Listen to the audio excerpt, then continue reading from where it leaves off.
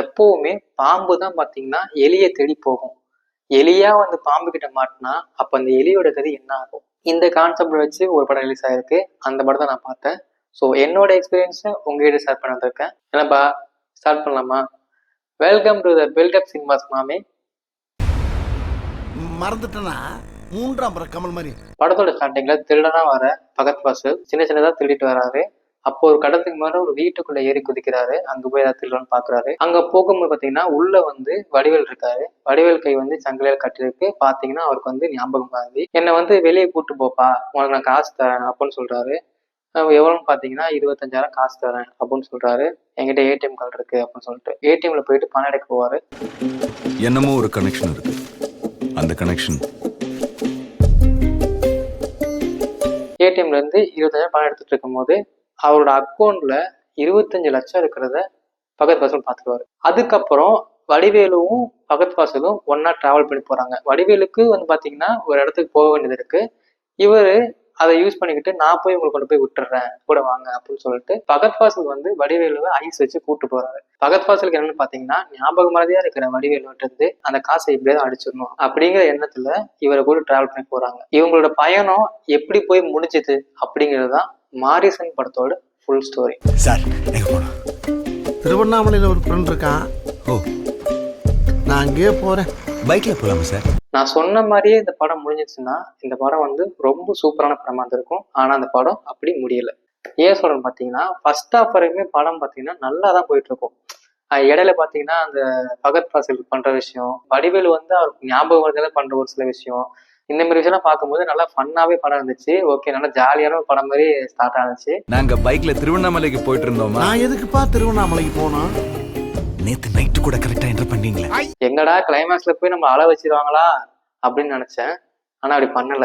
Second ஹாஃப்ல கதை டக்குன்னு திரும்பிடுச்சு. ட்ரெயின் ட்ராக் நேரா போயிட்டு இருக்கும்போது டக்குன்னு திரும்ப பாத்தீங்களா, அந்த மாதிரி டோட்டலா செகண்ட் ஹாஃப்ல அப்படியே ட்ராக் மாறிடுச்சு. ஒரு செகண்ட் புரியல, என்னடா இது நல்லதானே போயிட்டு இருந்துச்சு, ஏன் அப்படி மாறிடுச்சு? இந்த படம் ட்ராக் மாறி த்ரில்லர் ஜோனுக்கு போகுது. ஏப்பா ரொம்ப நேரமா ஒரே கியர்ல போற போல் இருக்கேன், கொஞ்சம் கியரை தான் மாத்துவேன். நான் அந்த படத்தை ஸ்டார்டிங்ல எப்படி யோசிச்சேன் அப்படின்னா, போகும் இடம் வெகு தூரம் இல்லை அப்படின்னு ஒரு படம் இருக்கும். விமலும் கருணாசும் நடிச்சிருப்பாங்க. அந்த படமும் இதே மாதிரி தான் இருக்கும். விமல் வந்து ஒரு வேலையா போயிட்டு இருப்பாரு. அவர் கூட டிராவலிங் ஜாயின் ஆகுறதா கருணாசு. ஸ்டார்டிங்ல இருந்து பண்றது போயிட்டு இருப்பாங்க.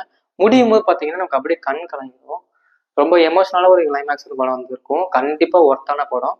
ஸோ அந்த மாதிரி தான் இந்த படமும் இருக்கும். அந்த படத்தை பார்த்தீங்கன்னா ஃபன் எதுவுமே இருக்காது. பட் இந்த படத்துல ஃபன் நிறைய இருந்துச்சு. இந்த படம் வந்து ஃபன்னா ஜாலியா கொண்டு போயிட்டு கடைசியில ஒரு எமோஷனலா வச்சு முடிப்பாங்க, இல்ல ஒரு ஃபீல் குட்டா வச்சு முடிப்பாங்க அப்படிதான் நான் எதிர்பார்த்தேன். இந்த படம் நான் எதிர்பார்த்த மாதிரி இல்லை. செகண்ட் ஹாஃப்ல கதையே அப்படியே மாறி த்ரில்லர் ஜானலும்.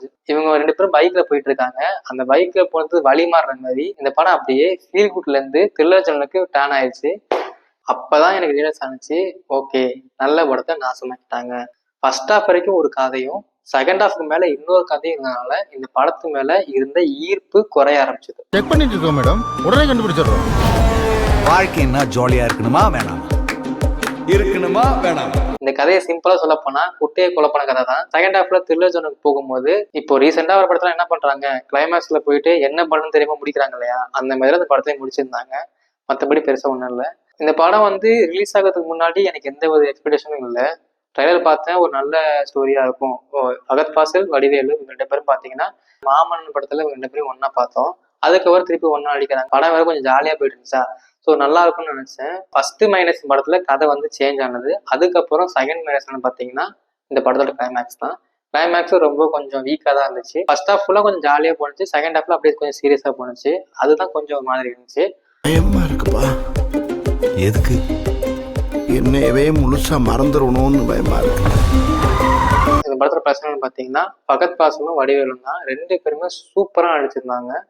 அதுக்கப்புறம் கொடுத்த மற்ற கேரக்டர்ஸுமே அந்த கேரக்டருக்கு ஏற்ற மாதிரி நடிப்பா நல்லா நடிச்சிருந்துச்சு. ஸ்கிரீன் பிளே படத்துக்கு நல்லா இருந்துச்சு. பட் ஸ்டோரி கொஞ்சம் ஸ்ட்ராங்கா இருந்திருக்கலாம்.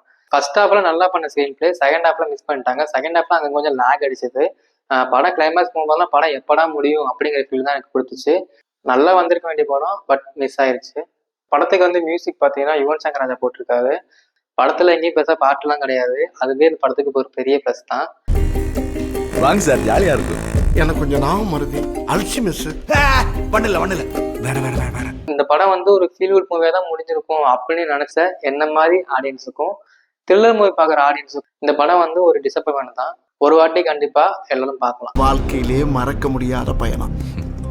என்ன பண்றது, இதையும் மறந்துடுவேன். இந்த வீடியோ பிடிச்சிருக்கு அப்படின்னா லைக் பண்ணுங்க, கமெண்ட் பண்ணுங்க, உங்க ஃப்ரெண்ட்ஸுக்கு எல்லாருக்கும் ஷேர் பண்ணுங்க. முக்கியமா பில்டப்ஸ் சேனலுக்கு சப்ஸ்கிரைப் பண்ணுங்க. பாய்.